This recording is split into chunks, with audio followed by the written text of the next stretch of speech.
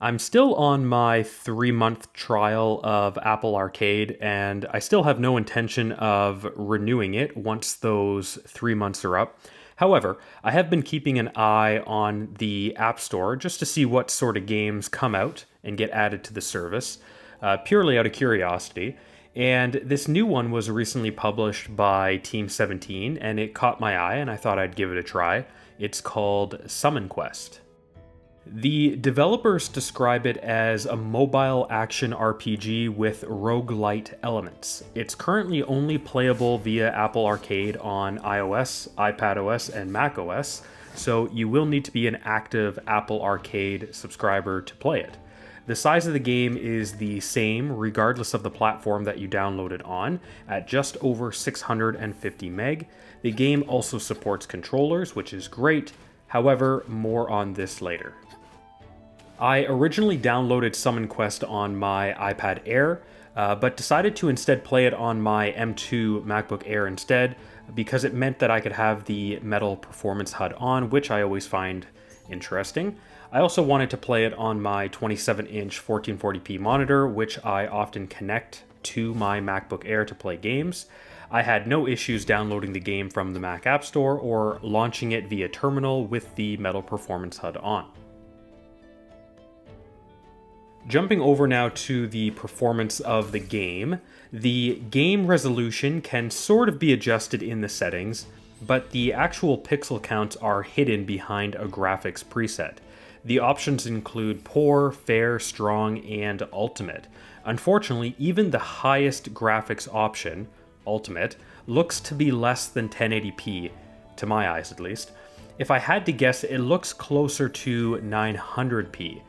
This isn't all that surprising, of course. It is a mobile game, and it certainly wasn't developed with my 27-inch 1440p monitor in mind, but that won't stop me from wishing that it had a 1080p or even a 1440p option. The frame rate is also sort of adjustable in the settings, but again, it's locked behind a preset. The two options are high and low.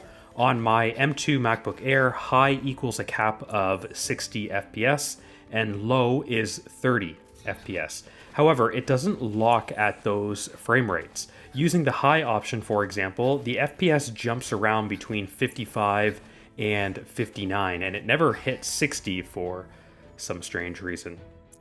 The CPU usage while playing on my M2 MacBook Air is essentially zero, and the GPU usage is between 60 and 70% according to Activity Monitor. This obviously depends on the settings of the game, but I had everything as high as it would go when I was playing. Seeing the GPU usage, I think the game could easily play at 1440p 60 FPS on a Mac without any sort of issue, if the option existed, of course, which I wish it did. Now jumping over to the controls of the game. As I mentioned previously, the game does support controllers. I personally used the controller from my Xbox Series S for the gameplay that you're seeing on screen. There were some issues, however, which was a first for me while gaming with a controller on my M2 MacBook Air. For whatever reason, after some transitions, such as loading a new area or moving between menus, the game would stop registering my controller inputs for a few seconds. It wasn't a connection issue because I could press the home button on the controller and it would still open the applications menu on my Mac without any issue. And there was one instance where it refused to register any controller inputs, which forced me to use my mouse to move between the menu screens. I'll put that on screen now so you can see that. And speaking of controllers, I found it a bit annoying that when using a controller, the on-screen joystick was not hidden. If the game doesn't do this automatically, there should at least be some sort of option to hide it in the settings, but I didn't see one. With more and more games coming to mobile and supporting controllers, I think the developers need to be more considerate of the UI and HUD elements when a controller is being used, by hiding elements that are no longer applicable, such as that on-screen joystick, and shrinking other elements that would normally be triggered by a finger press on the screen, but are now being triggered by controller inputs, such as on-screen skill activations. And finally, just my impressions of the game. Personally, I really liked Summon Quest. For a mobile game, I think it's really fun. And that's saying something because normally I avoid mobile games like the plague. I do not play games outside the home, so I never download games on my mobile devices. When I do play the odd mobile game, it's done while I'm at home, usually on my iPad or Mac, and only those games that support controller. However, because I am at home and I am playing on hardware that can support much better quality games, I obviously avoid mobile games. Why would I play a mobile quality game when I could play a console or a PC quality game instead? Hence why Summon Quest is quite interesting. It is a mobile game, but I actually enjoyed the experience, and I can see myself playing it more than just once. The quality of mobile games really is quite amazing, especially those published by independent labels and studios. Anyways, I'm obviously rambling here, so in summary, Summon Quest is really fun. I think it's worth downloading if you have an Apple Arcade subscription. Hopefully the developers release a patch to fix that controller input issue that I was experiencing, or maybe it was just me, but I find that hard to believe. It would also be great to see a higher resolution mode come out for those playing these games on Mac like I was. Fingers crossed. The rest of this video is just pure gameplay without any commentary, so enjoy.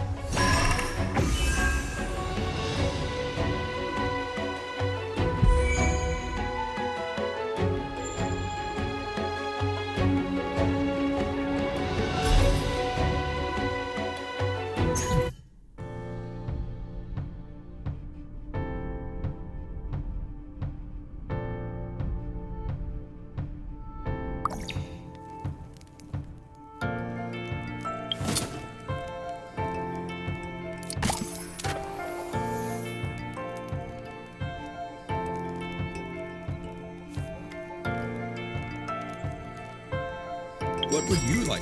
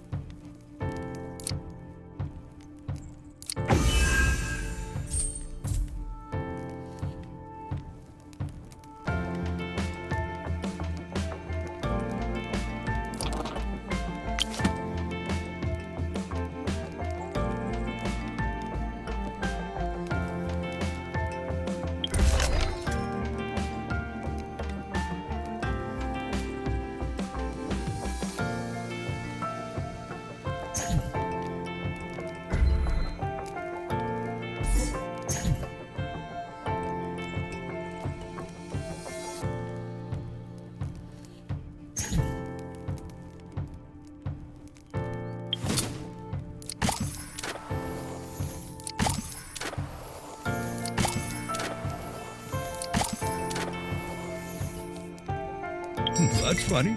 I never got your list.